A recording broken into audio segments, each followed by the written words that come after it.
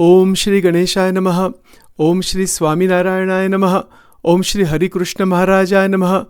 Om Shri Ghansham Maharajaya Namaha. Om Shri Sadgurubhyo Namo Namaha.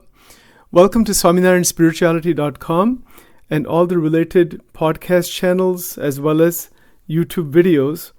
I want to offer my prostrations to Shriji Maharaj, Swaminarayan Bhagwan, Anantakoti Namaskaram to all the great incarnations of God, to all the great sages throughout the world who are present today, yet to come in the future, who have come in the past, and to all the devotees of Paramatma, Bhagwan, as well as, of course, the Supreme Lord residing in the heart of every single being, with prostrations and Danvat Pranam, taking the holy dust from the feet of the great sages, Ekantika Santa, Ekantika saints, and placing on the forehead.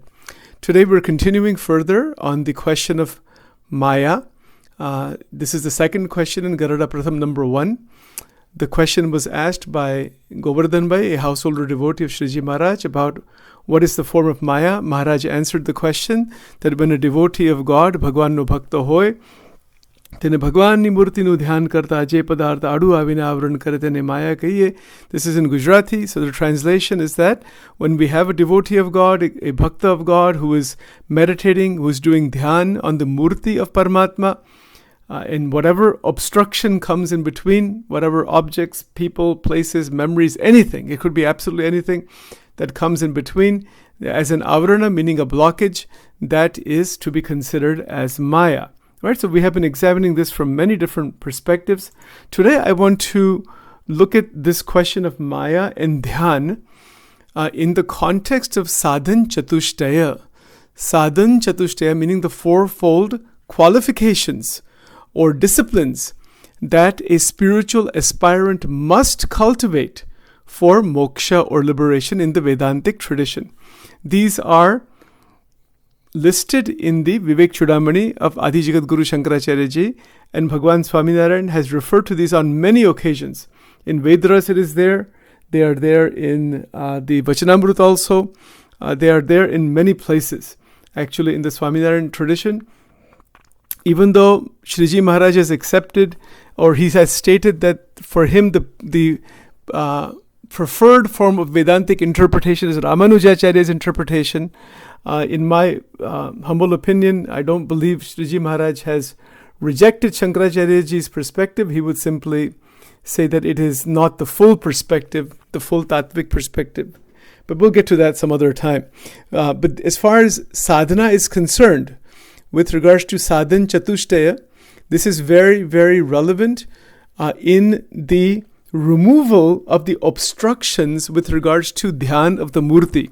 So I'm going to connect together Shriji Maharaj's answer in Garuda Pratham 1 regarding the question of Maya and Shankaracharya Ji's fourfold qualifications which Maharaj has accepted in many, many places, and he in fact had that in his life. He in fact practiced it. He propagated it also and talked about it in many places. So let's go through these and let's make sure that we're very clear, because it'll be very helpful for all of us who are trying to realize the Atma and to realize Bhagwan, Paramatma, the Murti. Now, I do want to say that before I start this exposition, the answer Maharaj gave about meditating on the Murti of Paramatma, that itself already has these 4 sadhan inside there. You cannot really even do that meditation on the Murti and be successful at it without these qualifications. So this sadhan chatushtaya means the fourfold qualification, right? And this actually, we did talk about this in the Nitya Satsang recordings some years back, but I'm going to mention it here in connection with the answer Maharaj gave regarding Maya. Okay, here we go. Shri Swaminarayanaya Namo Namaha. So, the fourfold qualifications are written in many scriptures like Vivek Chudamani, Atma Bodh, etc. by Adi Jagat Guru Shankaracharya Ji. They are disciplines. They are to prepare the seeker to purify the mind. Mansik Shuddhata. Shriji Maharaj has placed tremendous emphasis on this purification of the mind throughout his life, throughout his activity for the spreading of Ekantik Dharma. He was known as Ekantik Dharma Pravartak. That is one of his names actually. that has been given, like in the Bhakta Chintamani. At the end of each chapter, that name is given. That he is the expounder of and the propagator of Ekantika Dharma, which is Dharma, Gnan, Vairagya, Bhakti. Hopefully this is very clear at this point. Now, the fourfold qualifications to realize the Atman, they prepare the mumukshu, the seeker, for the purification of the mind, the fostering of inner clarity, which is internal, clear visions, shuddha gnan, spashta gnan, clear understanding, so that the discernment of the self, the Atman, can occur, and of course the oneness with the Atman and the Brahman, Nijatmanam Brahmarupam, to reach that stage. So what are the fourfold qualifications? They are Viveka, Vairagya, Shat Sampati, and Mumukshutvam. Let's understand these carefully. The first one is Viveka. Vivek means the ability to discern between the real, that is Nitya, and unreal, Anitya, or the eternal and the transient. Right? So this is fairly simple to understand. We can see the world outside. It's coming and going. Everything changes all the time. So it is not completely real. It is real relatively only. What is real is the abode of God. Bhagavanu Dham Satyache. So you will see Advaita Vedanta is immersed right inside Vachanamrut language itself. In fact, if we go to Garada Madhya number 30 Vachanamrut, we will find something quite extraordinary. There's a statement there made by Shriji Maharaj that is so powerful, so potent, that it has the extract of all Vedanta and even more developments in Vedanta. Right? So in that statement, I'll just read that last paragraph for you. Some other time we'll go into it in much more detail. In Gujarati it is written, Mate sonu ne striye be ati bandhankari che. That line means that the vasanas, for the male, female, the sexual vasanas, Kam Vasana, and the desire for money, the two things he mentioned there, are extremely binding. And then he says further, Ane ebe e padarth nu bandhan to tyare na thaya, jare prakriti purush thaki par, evu je shuddha chaitanya brahma tene chek satya jane. So he says that when can a person not be bound by these two great impulses, women in gold, as Ramakrishna Paramans put it in his language, where Maharaj said beyond prakriti and purusha is the Shuddha Chaitanya Brahma. So that Shuddha Chaitanya Brahma is what Shankaracharya ji is talking about. Yeah, so that's where the Maya basically gets merged into Brahman, Atyantika Pralaya.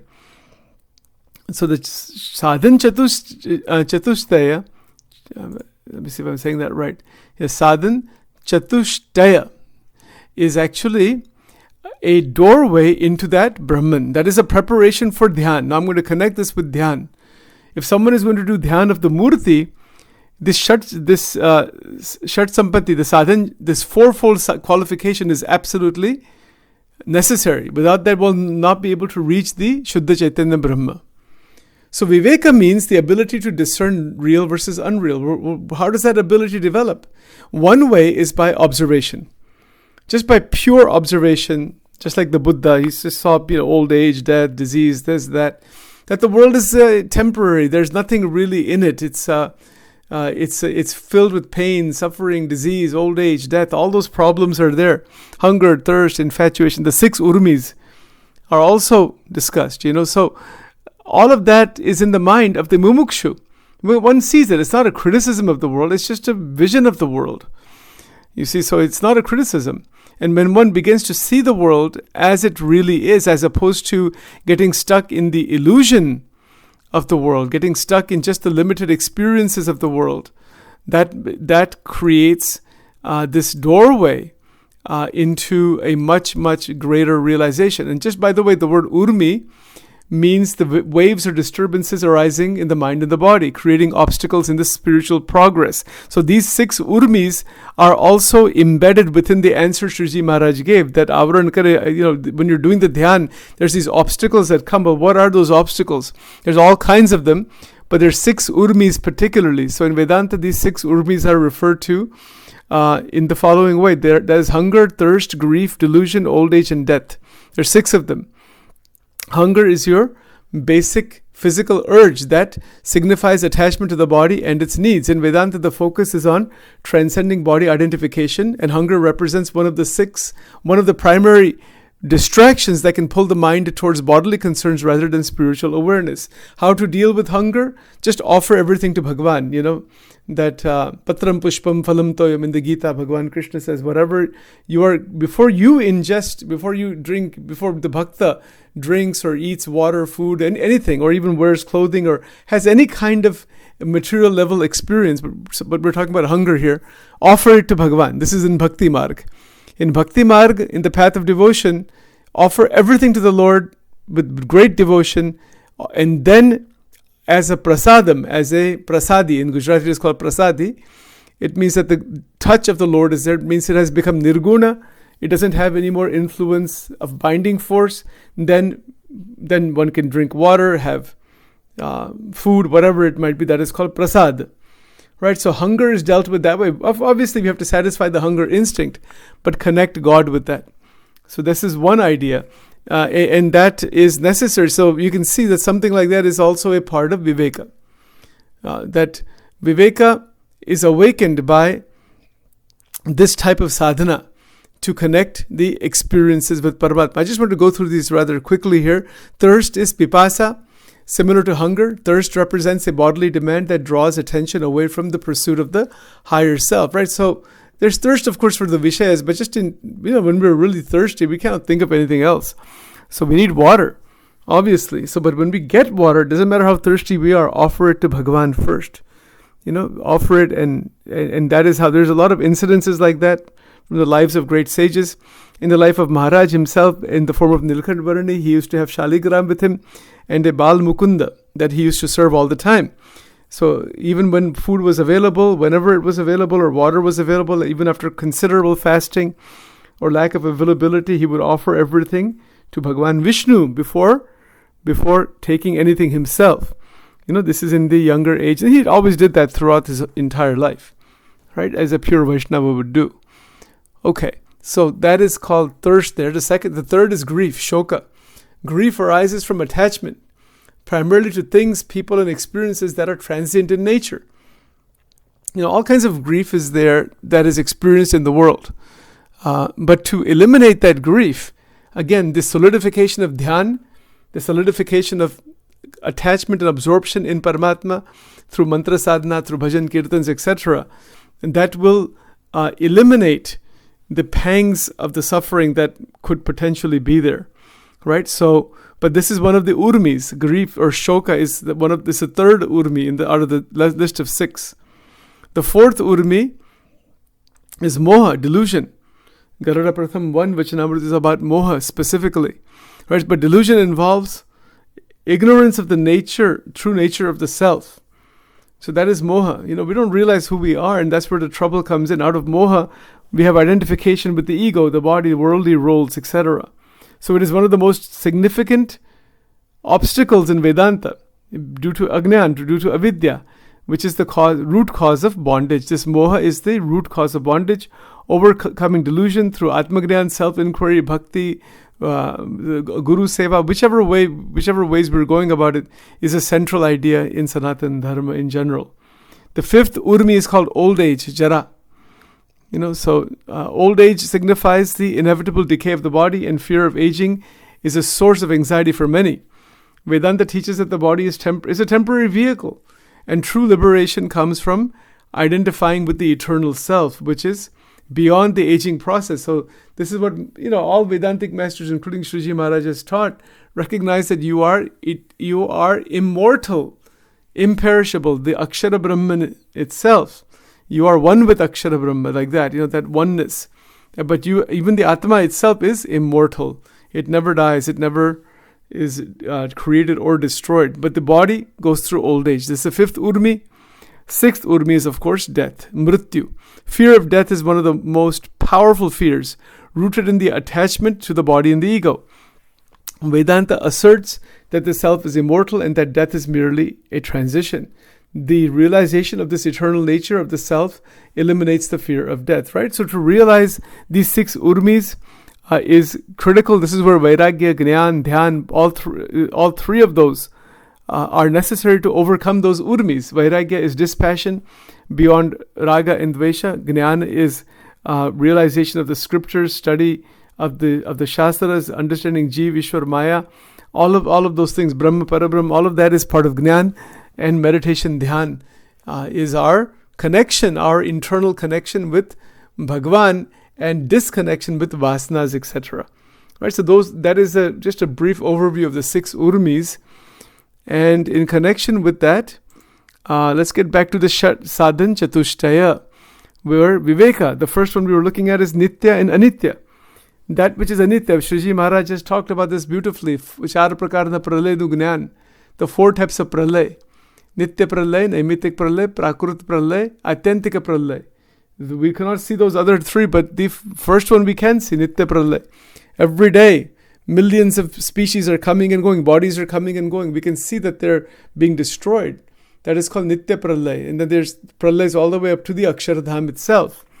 So the Prakriti Purush, they also get merged inside Akshara Brahman. That's what Shankaracharya ji is saying when he says that the Maya doesn't exist at all. It doesn't exist when the Brahma Prakash is there. Right? So that Anitya, everything is Anitya. Millions of species, millions of universes, everything that is under Prakriti and Purush, it is Anitya. It is only for the moment. It is Asatya even. Shriji Maharaj in Madhya 30 stated beautifully. He stated, I was just reading that right now, right? So what did Maharaj say there? He says there that Jare Prakriti Purush taki pare bhuja shuddha chaitanya brahma tene jek satya jane. So what is Satya? That Brahman, that Brahma, Parabrahma, that Dham and the Dhami are Satya. Not anything else. Everything else just comes and goes. It just, once you're freed from it, it's no longer real anymore. The realm of Maya doesn't hold any reality for the Bhakta anymore. Right? We're going to talk about that when we go to the 3rd question at some point in the future about the Brahmamaya Sharir. But here, Maharaj is very clear that to really recognize what is real, that Satya, that Dham is real, Bhagwan is real. And then that Brahmanej potanu swarup mani, that I am that Brahman, that is my real nature, not the 3 bodies, the 3 gunas, etc. And certainly not these urmis, not these doshas. None of those things have anything to do with me. That is, and then from the pralay point of view, there's pralay after pralay. So then that's also all under Prakriti. So one transcends that very nicely, right? So this is a stage of realization where one is totally freed from the bondages of the 2 biggest distractions. That is the sexual vasana and the desire for money. More and more and more money. You need money, and sexual processes there also for the propagation of the species. They have their place, but then the entrapment of it is so intense that the way it actually is transcended is by realizing that everything under Prakriti Purush is Asatya, and that which is beyond Prakriti Purush, that Brahman, is Satya. We'll talk more about that later on some other time, but I just wanted to mention it here.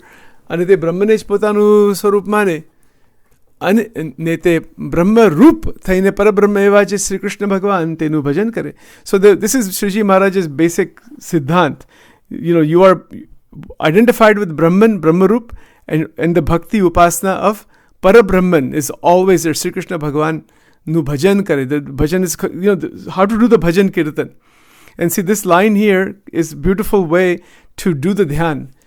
Before we do dhyan, if we can do bhajan kirtan this way, with the bhavana that I am the Brahman, I am that the Guru that I have, I am in the same state as the Guru, the qualities, the identification with oneness, with those saintly qualities, and then do bhajan kirtan. And so that kind of bhajan kirtan is a different kind of bhajan kirtan compared to the one that we usually do within the 3 gunas of Maya. That's also necessary. That will make us Brahmarup, that will take us to the Brahman. But then there's another kind of bhajan kirtan that is done when one is already in the Brahmic state, right? So that is a different matter. And that's what Maharaj is saying here, that when a person does that kind of bhajan in the Brahmic state, identified with the Brahman, right? And also with the realization that everything under Prakriti and Prakriti, the cause, the karya of Prakriti, karya matra tene asatya jane, Prakriti ne Prakriti nu karya tene asatya jane. That means every activity under Prakriti is asatya. It is not real. Ashwanta jane, it is temporary, it is going to go. We know this already, right? We can see it, but we don't accept it internally as such. Then Ashwanta jane, ne tuchya samjhe. Tuchya means it has no significance. Like for example, if you're going for a walk in the park and you see a tiny little stone, tiniest, smallest little stone on the side somewhere. There's millions of stones. One stone, what significance does it even hold compared to that whole park that you're in? It holds no significance. It is just insignificant. Not that it's meaningless. It has meaning, but it is tuchya. Tuchya meaning it is absolutely holding no significance. It's just utterly insignificant. That is called tuchya. Tuchya samjhane maik. Namrup tene vishay atishay dosh drashti rakhe. Names and forms, we can see the binding feature of the names and forms. The names and forms have tremendous binding feature. So Maharaj is saying one keeps dosh drishti on that, recognizes the binding nature of them, recognizing how much trouble one can get entrapped inside the vishayas that are part of the name and form that Vedanta talks about. Right? So namrup tene vishay atishay dosh drishti rakhe. Nete sarva naam roop ne vishay atishay vairagya pame. So this is where vairagya comes in. Now you can see the connection here with sadhan chatushtaya. And that intense vairagya is the second sadhana in the fourfold qualification. Right? So vairagya is that dispassion, is that great transcendence, that occurs due to recognizing the utter futility of running after worldly possessions and worldly and material possessions, etc., material pleasures. It involves renunciation and entangled clinging, renunciation of entangled clinging to things that are impermanent, right? So that's what exactly. So Sriji Maharaj, this Madhya 30 is his entire Vivek Chudamani inside that one line. So the recognition of the impermanence, renouncing the clinging to everything that is impermanent. See, this is the qualification to realize the Atman, to realize the Brahman. In not seeking happiness from sensory experiences, not fighting with them. It's just a realization that what I'm looking for is not available. I can't get what I'm looking for through the sense experiences. Only limited experiences are there, and they're all fleeting by nature. Right? So that is the second quality in the Shat Sampati. It is a realization that the external objects and experiences, while momentarily pleasurable, do not provide lasting fulfillment. They just cannot provide lasting fulfillment. No one has ever gotten lasting fulfillment from anything that is worldly. Right? So this is a fact. The practitioner, the Mumukshu Bhakta, develops a deep sense of disinterest in all transient aspects of life. That's a big thing in life. It's one thing to just think about this, but to actually be in that state is what we're looking for. There's a disinterest in all transient aspects. One does one's duty and all that. But this is all part of Vairagya. And that includes things like wealth, power, fame, even the physical body and its pleasures and all that. One goes beyond all of that. Okay, so Vairagya has a great range of Uttam Vairagya, highest level of Vairagya.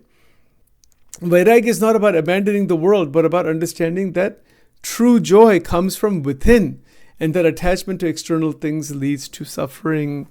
This is the point. A lot of suffering is there. By this attachment, one recognizes that, one retracts from it, finds another way to interact with the world and its processes. A lot of stuff is involved in this. Okay, so now the third out of the fourfold qualifications is called Shat Sampati, the sixfold virtues. And this is Shankaracharya has written this a long time back, right? So what are those virtues? Sham, Dam, Uparati, Titiksha, Shraddha, Samadhan. There's 6 of them. Calmness of the mind, control of the senses, sense withdrawal, endurance or forbearance, faith and concentration. That is called Shat Sampati. We'll talk more about that in the next recording. I just want to mention one more thing. The fourth one is Mumukshutvam, intense desire for liberation. Right, so these two will continue in the next recording. With that, Jai Shri Swaminarayan, and thank you all for your taking the precious time to listen to this. This was just a quick, brief overview about the Shat Sampati, 6 Urmis, what they are.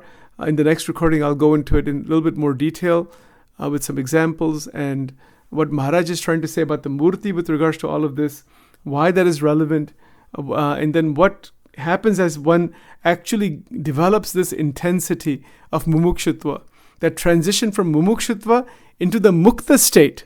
We'll be looking at that also. So I do want to cover key aspects of Vedanta that are connected into the Vachanamrut itself, and the way that it has meaning for us in our lives today. And with that, with lots of prayers for everyone's success, Jai Shri Swaminarayan.